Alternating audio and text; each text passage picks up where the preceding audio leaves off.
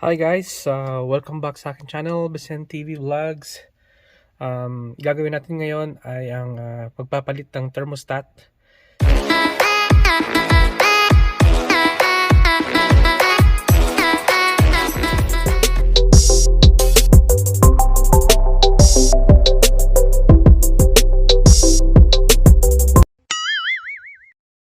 Kasi nga itong aking Honda Civic ay may lumabas na warning light. So gamit ko ngayon tong aking OBD2 scanner. So chinek ko siya. So meron siyang code na isa. So ang sabi dito is P0128. So coolant thermostat. So guys, yan ang ating papalitan ngayon. Actually pangalawa ko na tong pagpapalit. Kasi nga bumili ako ng mumurahing thermostat sa mga online seller. So yun ang malaking pagkakamali guys. Bumili na ako ng original na parts mula mismo sa Honda. Coolant ang refill. Ito guys, ito yung aking binili na parts na thermostat made in Japan. And then yung process pala ng pagpapalit ng thermostat guys, kailangan naka incline yung sasakyan. Kaya ang ginawa ko, ginamit ko yung ramp para nakaangat siya. Okay, kasi burp natin yung cooling system nitong sasakyan. So kailangan nakaangat. Alright. So ang thermostat guys ay nandito. So meron siyang itong bracket ito kailangan natin tanggalin. Tapos meron siyang dalawang tornilyo na 10 mm. Bago magpalit ng thermostat, kailangan natin mag-drain ng coolant para hindi siya tatapon pag binuksan natin to. Okay? So meron akong pan, drain pan. For safety purposes pala guys, magsuot tayo ng gloves. Huwag tayong hawak ng coolant kasi napaka-toxic ng coolant. So ito pala guys yung drain plug ng radiator. So ito yung ating pihitin para may lumabas yung coolant.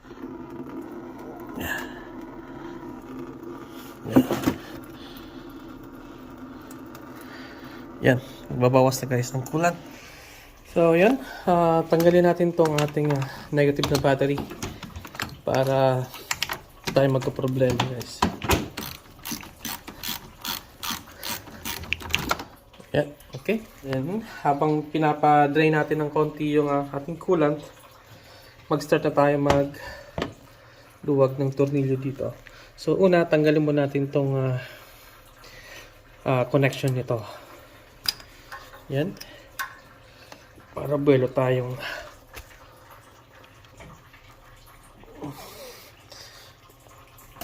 trabaho dito. Yan. Pwede nyo tanggalin to para mas buwelo, pero para sa akin mas okay niya. So tanggalin natin tong bracket. Yan, 10 mm. Gamit natin na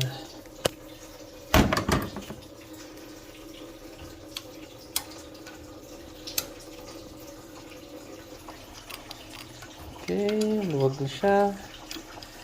So, gumamit ako ng extension guys.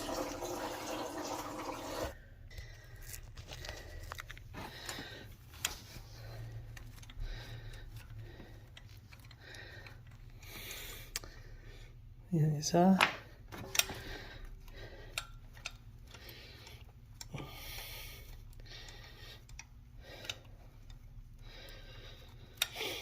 Nagsuot pa lang ako guys ng face mask para lang hindi natin malanghap yung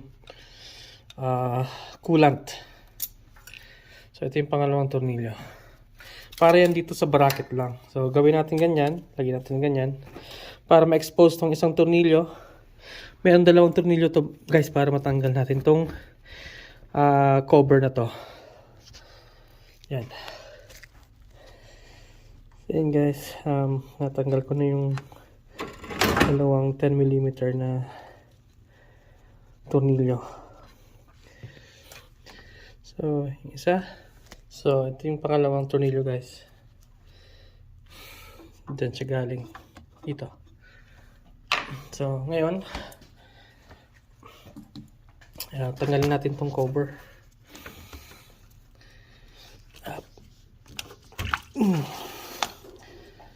So, yun. Ito yung ating thermostat, guys, na binili na mumurahin. Pero nagkaroon tayo ng engine light. Make sure pala, guys, na yung makina dapat malamig. Huwag nyong gagawin to na mainit yung makina. Kahit nag-drain tayo, marami pa rin natira. Okay, so yeah. Ito yung ating lumang thermostat. Bad thermostat. Ngayon, papalitan natin itong original na Honda thermostat, guys. So, ito yung original, guys. May kasama siyang gasket. So, yun, guys. Nailagay ko na yung gasket niya. Itong rubber na to. So, make sure na ganito yung pagkakasetup. Okay? Ganyan. Yung dalawang guide dito. Kasi yun ipapasok mo dun. So, this is the original thermostat. Yan naman yung ito yung cheap na thermostat. Bought it like $3 sa online store. So, okay. Kabitan natin, guys. Huwag nang patagalin. So, ganito lang yung orientation yan. Pag ganyan.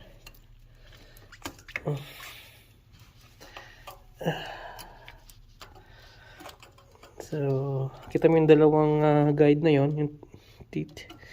Dapat nakapasok siya.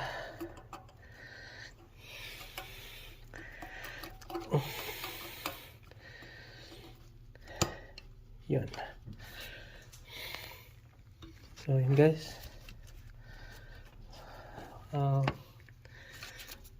Sure na flat siya. Nilinis ko na to, guys, nung una ako nagpalit, kaya hindi ko na nilinisan. Okay, so yan. Connect na siya, kabit na siya. Yan, balik na natin to. Alright, so ito, guys, nailagay ko na yung dalawang tornilyo natin. Higpitan lang natin, hand tight muna para pantay. So, yan. Naikabit na natin. Yan.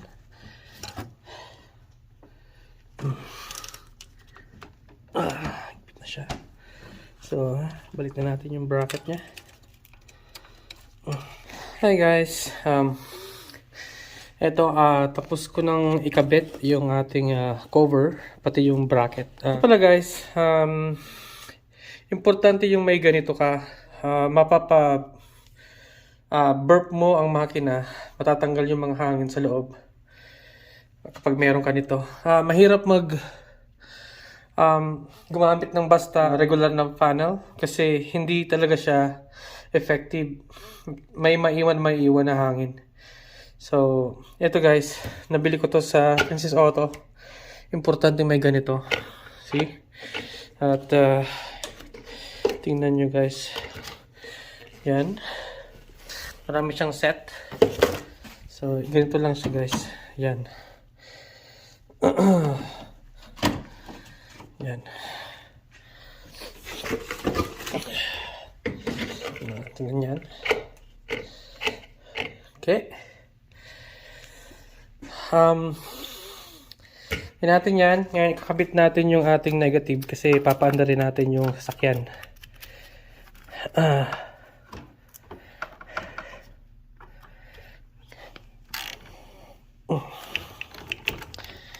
Yan. So, nakabit na natin yung battery, guys. Maglalagay tayo ngayon ng coolant.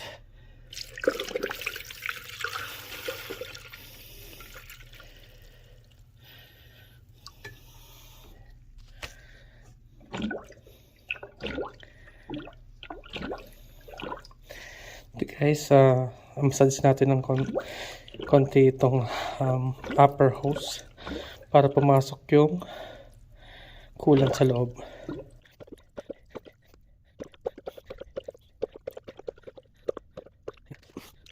Hi guys, so yeah, puno na yung radiator niya. Ngayon, hindi na siya po papasok eh. Papaandar natin yung sasakyan para yung tinatawag na burp. Pa-burp natin yung makina niya.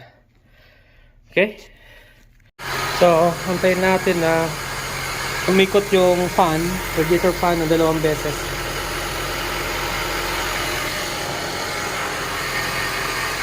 Antayin natin ng mga 20 minutes guys.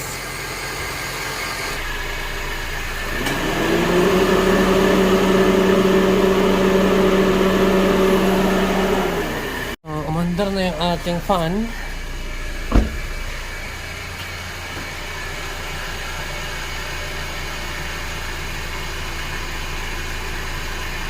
Pa. Yun.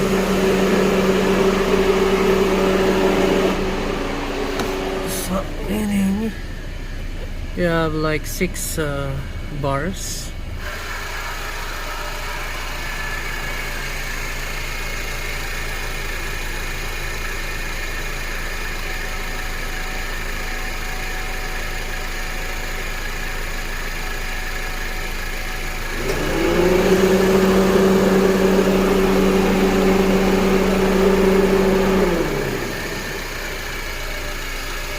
Yan. Guys, so it's been running like 35 minutes now. So, yun. Wala na siyang bula. I think okay na guys ang ating burp.